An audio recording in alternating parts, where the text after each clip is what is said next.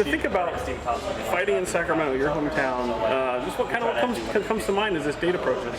You know, it's a dream come true. It's actually, you know, I got to fight in Sacramento December 2016 when the UFC came to the Golden One Center for the first time, and I was fighting on a local scene here in Sacramento. So I've always fought in Sac. I'm from Sacramento.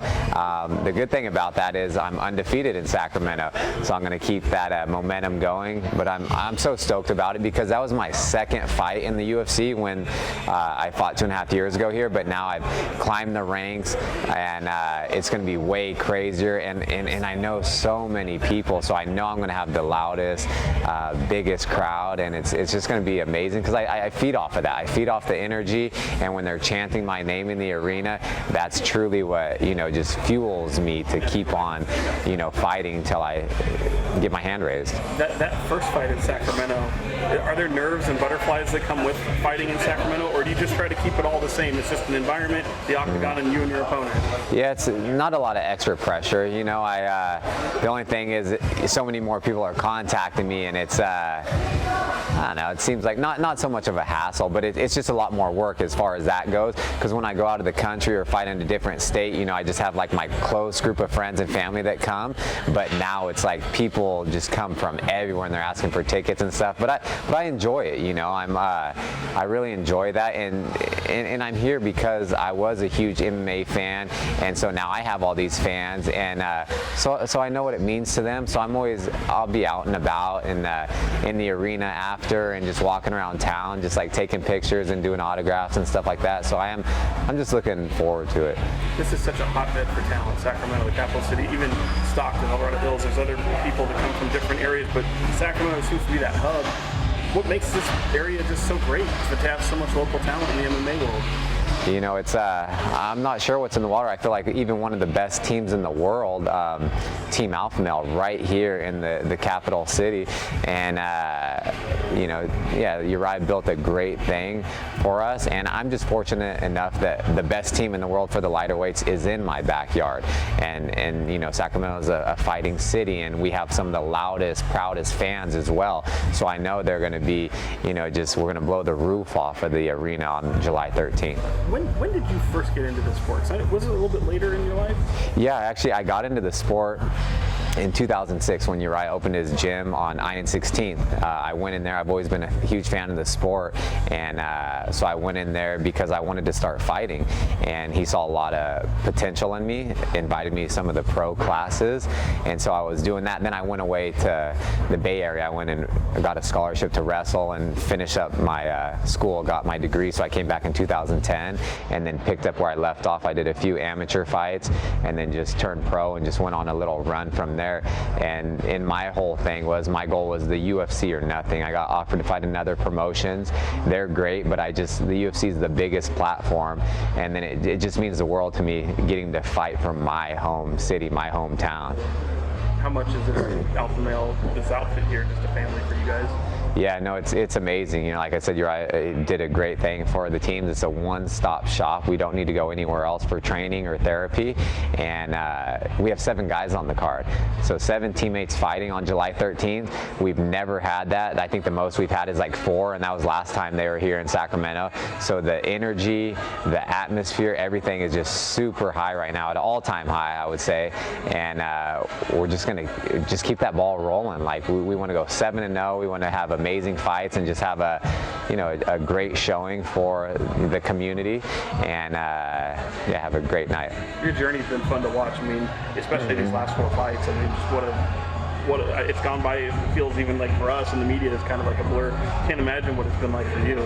Yeah, no, it's insane. Like my rise, you know, it took me so long to get in the UFC, and then once I got here, you know, I've only been in the UFC. I had my anniversary, I guess you could say. I've been in the UFC for 3 years, and that was just, I don't know, last week or so. But I also had a 13-month layoff in that time. So within 2 years, I climbed the ranks so fast, and that's why I decided to make the cut to featherweight, and because I knew I could make a run at that title, and then I campaigned for big fights. I got it, and then just shocked the world and continue to have big fights. So it's been a journey, but it seems like it's overdue. And then with that 13-month layoff from the injuries I suffered from 2 fights ago, I feel like I'm making up for lost time. So I'm just trying to fight as consistently as possible, as long as I stay healthy. I want to just, I always say I want to keep on going until the wheels fall off. Because you mentioned health, I mean, everything's good right now? Yeah, everything's good. I got out of my last fight, just little bangs, bruises and stuff like that. But for the most part, as soon as I found out they were coming to Sacramento, I was like, man, I'm a shoo-in. I have to fight in Sacramento, and then I got on the card, and it's against a tough opponent. So this, I feel like, is just, it's going to be a tough test for sure. I feel like Mirsad Bektic and I are pretty similar in style, and so it's going to be like fighting myself, Like, I don't see a lot of holes in his game. He comes from a great camp, and they have good game plans, so, I'm just going to be in there trying to solve the puzzle in front of me and do whatever I have to do to become victorious that night. Final 2 for you. Just when you think of signature fight that you just, in your mind's eye, just think of right off the bat, what's the one that stands out that you feel is that signature moment for you so far? It'd probably be the Lamas fight. I made my featherweight debut 1 fight before that. I think it was the end of 2017, and then I got offered to fight Lamas, who's ranked number 3 in the world. He's only fought the best of the best, but I knew our paths would cross at some point, and so I wanted to just hop right in there. I got that fight that I was campaigning for, and then I shocked the world. I knocked him out, the 3rd best fighter in the world, and I leapfrogged the entire division. And then I was the co-main event on Fox, and then I was, my next fight was the main event, and then it's like I'm just continuing to grow and build my following, and I just want to put on exciting fights for the fans, so when they know I'm on the card, that it's going to be one hell of a fight. And I aim to please. Like, I know we're in the entertainment business. I could go out there and I come from a wrestling background, take someone down, grind it out, but that's not what people want to see. That won't get you to where I got so as fast as I got to, and so I go out there and I really try to put on a show for the fans. Seeing Urijah come out of retirement to put a show on in the hometown, I mean, what's that mean for you guys that are sharing the card with him, and to see that? Yeah, it's amazing. Like, Urijah paved the way for the lighter weights, and without him, this wouldn't be possible. I don't know if I would have traveled somewhere else. Maybe I would have, but it's just he's so knowledgeable. He's done so many good things for us, for the community of Sacramento. He truly gives back to everyone, and he's just like, he doesn't accept or doesn't want anything in return. So I was lucky I got a fight on the card with him in 2.5 years ago when he retired, and now he's coming back out of retirement. The Golden One Center is going to be electrifying, and it's awesome to get to share that with him and just be in the moment. He's truly someone that, like I said, paved the way, and I want to follow in his footsteps and stuff like that. So I'm happy to be a part of this. I know, but when you think, people don't know, when you say you campaign for a fight, try to get on either an opponent or try to get on a card, take people, what does that look like? How do you ring the cage? How do you let people know your intentions of what you want? Yeah, so with going back to like campaigning for the Lamas fight, when I wanted that, he's the 3rd ranked guy in the world, only fought the best.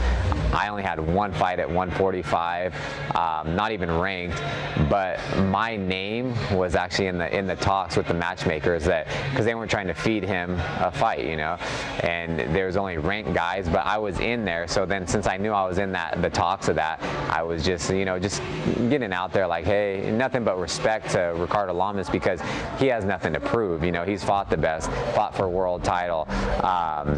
Whereas I have to like prove myself, but I'm like, I know our paths will cross. Let's do it sooner than later. And so you just kind of get on social media, and then a lot of people, Urijah has he can get in people's ear as well, and kind of help campaign for me with what I want. And that's the same thing that got with the Sacramento card. When I knew they were coming to Sacramento again, I was like, I have to be on that card. So I'm just talking to my managers, talking to Urijah, talking to all these people, and they're just in the ears of people. And for whatever reason, it always works out, and so I'm happy about that.